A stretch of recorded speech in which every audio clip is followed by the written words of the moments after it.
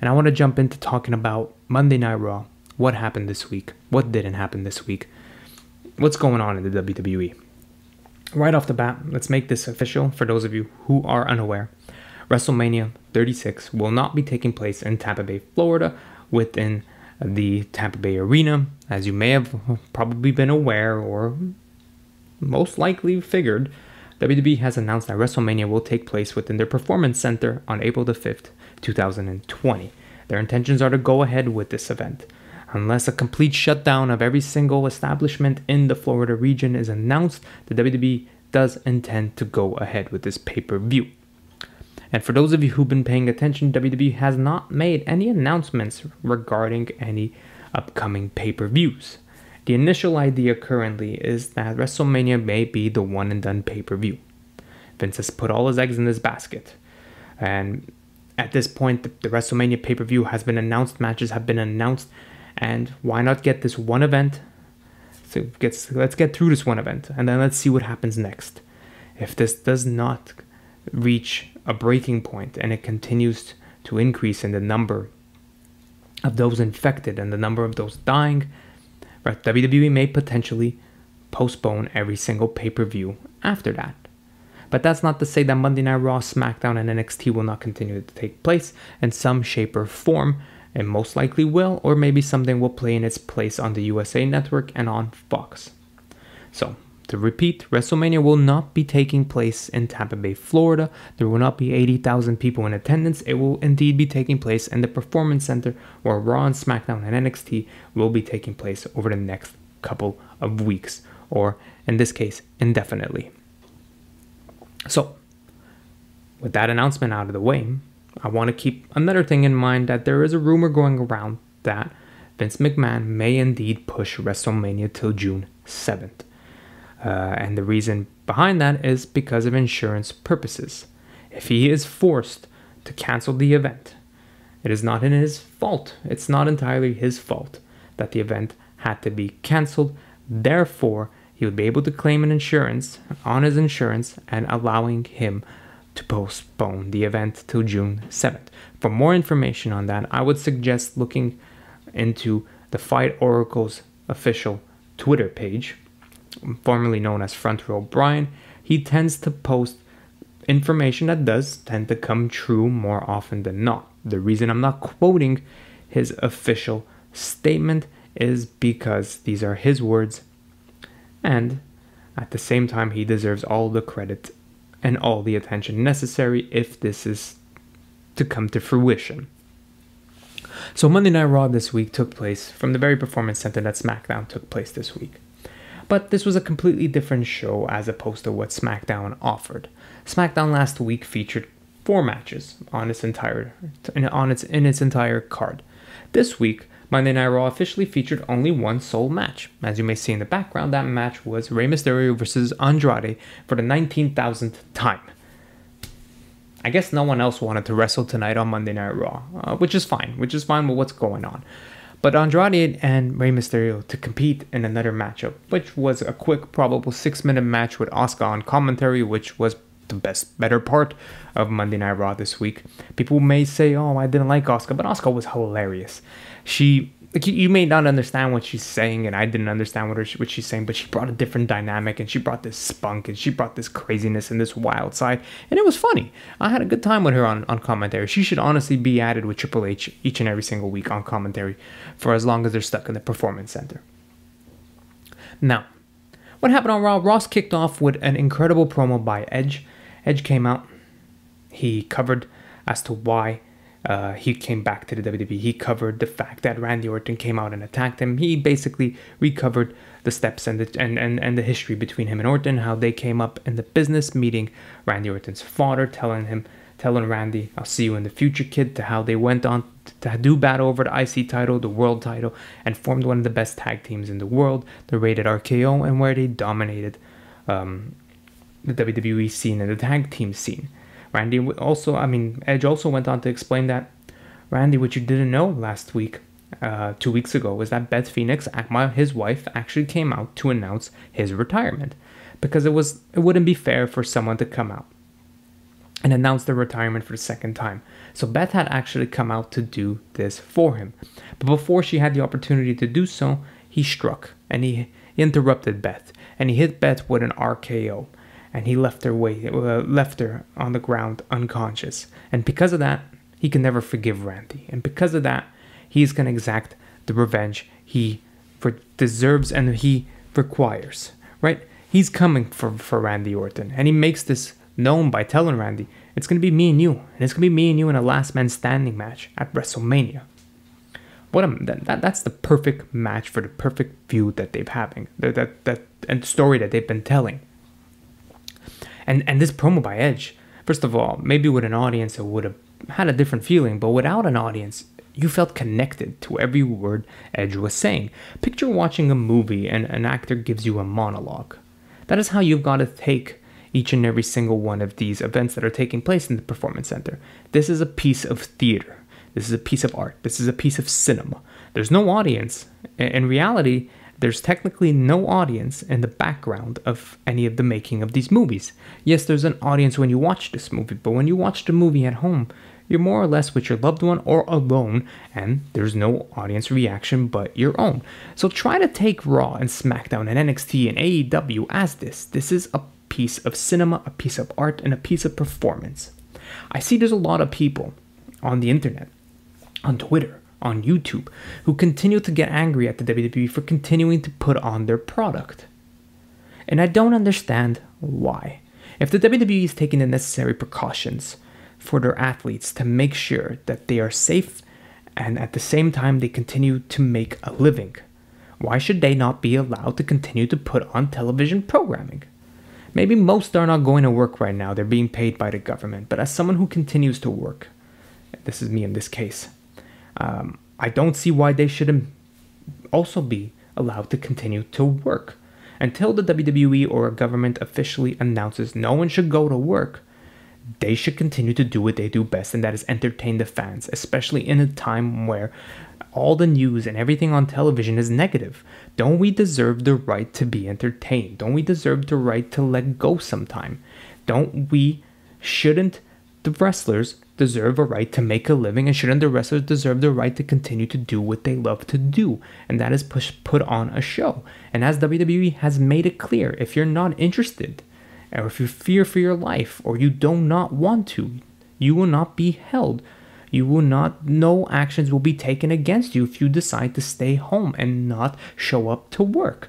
They understand what's going on in the world, and they're trying to make as much of this. They're trying to make the best of a terrible situation. So instead of getting on the WWE and be like, oh, they should cancel WrestleMania, they should cancel Raw, this is where I'm going to say this, but going to offend people. You should shut your mouth. If you're not happy with what they're doing, don't watch it. You complain when they put on Raw and SmackDown and NXT each and every single week. You complain with the product being boring, being garbage. Now you complain with the product having no audience and the fact that they're going on with a virus. When will you not complain? When does the complaining end? It doesn't seem like there's no end in sight at this point. If you're not happy with the product, tune out. I tend to enjoy what the WWE is doing. They're giving me something to make us forget for that 3 to 2 hour period, to forget what's going on in the world and to take time to sit back and relax and to watch some good old-fashioned wrestling and storytelling. You should not be telling people what to do. If they don't want to compete, they won't compete.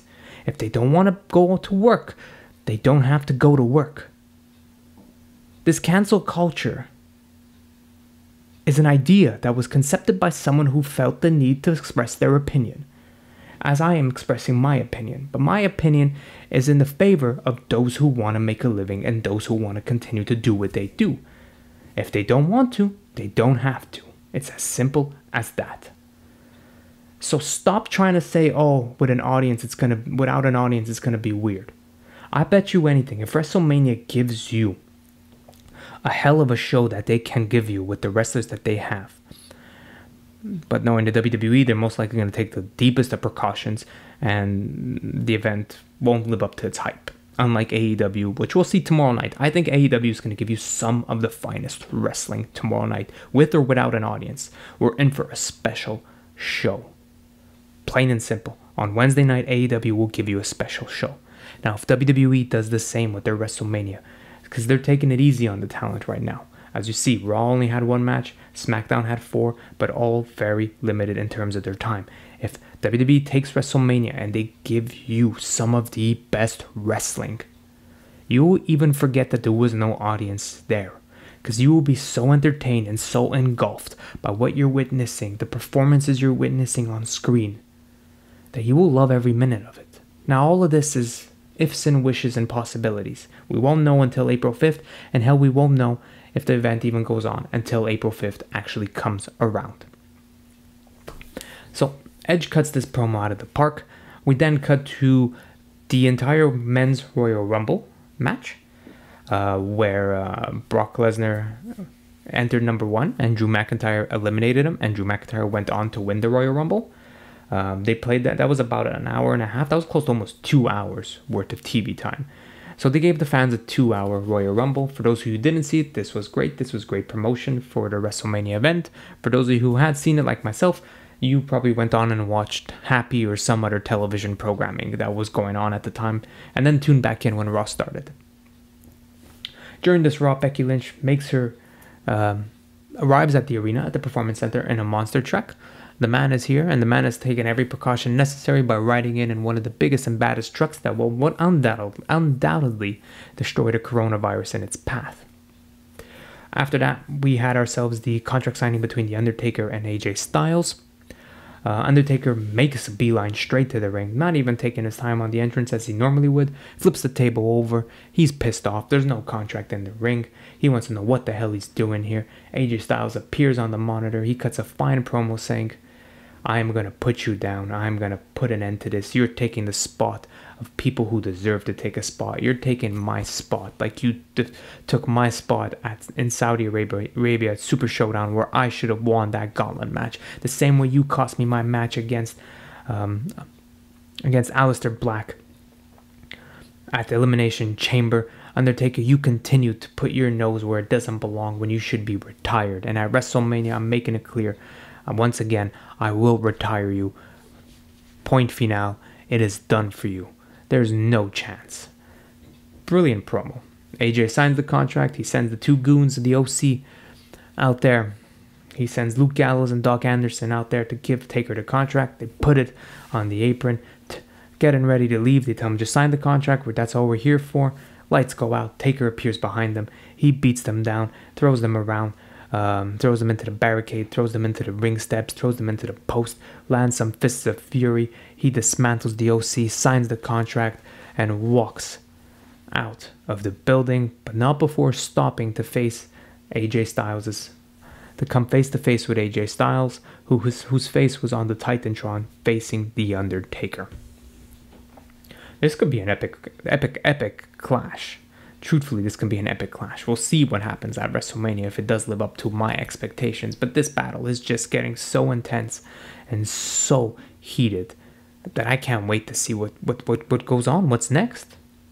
After that, Becky Lynch comes out, cuts a promo on how she is going to defeat Shayna Baszler at WrestleMania. And now Shayna Baszler, she responds to Shayna Baszler's promo from NXT. She makes it clear, Baszler, you're just a wannabe. You're jealous that you're not the champion. You're lost without this championship. And when I beat you at WrestleMania, you will continue to be lost. Because there's not a damn thing you could do about it. And I will prove as to why I am the man. Becky, once again, like Edge, cuts a fine promo. Like I said, this is like watching theater. This is like watching art. This is like watching an actor at work and delivering their master craft. Andrade and Rey Mysterio compete. Rey Mysterio picks up a victory. I would expect to see Rey Mysterio maybe taking on Andrade again next week for the US title or in the near future. That seems like where we're headed. Your main event tonight was Stone Cold Steve Austin coming out for 316 Day. He comes out and announces, if you're excited for 316 Day, give me a hell yeah. They cut to the fans where they're just empty chairs, which was pretty funny. Look, to put this segment into perspective, Austin did his best to get this segment over, but it was weird. You could tell there probably was something different planned out. And to have Austin in the arena, he did his best that he could, and seeing Austin is always a good old-fashioned time, but the segment came off a little strange. So Austin announces that when it's 316 day, you can ignore the speed limit. Byron Saxton decides to review Austin's announcements and decisions for 316 day, giving out numbers. Austin announces that you could beat your boss on 316 day. Austin announces that on 316 day, you could drink alcohol instead of coffee in the morning. Austin announces that you could do what you want on 316 day. Austin announces that on every 316 of the month of March, it will be Austin 316 day. Austin does all these announcements of what 316 day will from now on mean. Byron Saxton gives his reviews from a 5 to a 10 to a 6 to a 7 to an 8. Eventually, Byron Saxton comes down to the ring to join Austin in a good old-fashioned beer bash. Austin's way of saying thank you for participating tonight when there's no audience to participate. They chug a cold one together. Austin kicks Byron Saxton straight in the balls. Whether that was on purpose or not, he gave Byron Saxton one of the hardest shots in the nuts before hitting him with the stunner. Byron was out on the ground in pain for quite some time from this kick. I'm laughing because it's not funny, but in a way you gotta have a sense of humor, because anyone who's been hit in the nuts knows it sucks. It sucks hard. Out comes Becky Lynch. They toast him and Austin. They have themselves a good old-fashioned beer bash. Austin continues to drink beer, continues to give beer to Becky Lynch, who struggles to keep up with Austin. Byron gets up. He hits Byron with another stunner, and they close the show. They close the show with Austin and Becky having themselves a good old time. And that was your Monday Night Raw for tonight. It was simple, it was fast, and it was just there to put over WrestleMania and to continue to push towards WrestleMania, and at the same time it was there to cause a distraction by having Austin there to distract the world from what's going on, the reality of it all. For next week's Raw, they officially announced that Brock Lesnar will be in attendance, Randy Orton will be in attendance, and I'm missing someone will be in attendance. I apologize. I will tweet who will be in attendance. They've also announced that officially NXT will not have a single matchup on its NXT programming tomorrow night. It will be made up of segments and old matches. I don't know if that's the way they're going to be taking from now to take precautions for the coronavirus, but it seems NXT will not feature any in-ring live action. Hell, maybe we may not even see any in-ring live action until WrestleMania. We won't know. As I said, this continues to progress, and the news is coming daily, and I'm learning as you're learning each and every single day what's going on. And heck, maybe next week there may not even be a WWE Monday Night Raw, SmackDown, or NXT, or WrestleMania, or even AEW. This is a day-by-day case, and as I continue to pay attention and monitor, and I continue to give you the news each and every single day almost that I can, whenever something new is announced. Ladies and gentlemen, this was this week's AWMania review of Raw. There really wasn't much to review. There wasn't any in-ring action except for Andrade and Mysterio, and the Royal Rumble. But the Royal Rumble, we've already seen that. And this silly interview with Kevin Owens, where Kevin Owens announces he's gonna be taking on Seth Rollins at WrestleMania. This interview was really dumb. She asked him, "When do you want to wrestle Seth Rollins?" Not her fault. WWE's fault. She literally was flown in there to make that announcement, to then hand over the microphone to Kevin Owens and then walk away so Kevin Owens could cut a promo. Kevin could have just done this what he's doing right here, just cut a promo without her being there. I don't know what she was flown in there, why she was put at risk for. Kevin cuts a fine promo, makes it clear that at WrestleMania, you and me, Seth, we will do battle in the very place where I started, in the Performance Center. You were nowhere, you didn't start here. You didn't grow, you didn't learn, you didn't struggle, you didn't do the things I had to do to get to the main roster like I did. And with that being said, at WrestleMania, I will show you what you told me years ago, that I would never make it in this business. I will prove to you you were wrong. And I will stun your ass. And I will beat you. And I will stand victorious at WrestleMania. I can't wait to see that. This has been my match that I've been most excited for. Kevin Owens and Seth Rollins. And like I said, we'll see what happens at Mania. We'll see if Mania goes down. We'll see if we have full-length matches or we have quick matches. I am happy that WWE continues to give weekly programming. It is a distraction that we deserve, and it is a distraction that we need at this time. And if you continue to entertain, and if you continue to take the necessary precautions to keep your staff and competitors healthy and athletes healthy, to each his own. Keep doing what you're doing, and keep giving, and keep producing some of the best quality television programming out there today. This was a very strange and interesting AWMania. Ladies and gentlemen, I'll see you for AEW, for my AEW Dynamite review. I'll see you tomorrow night. I'll see you maybe Thursday. With that being said, once again, be healthy, be safe, take care of yourselves. Peace.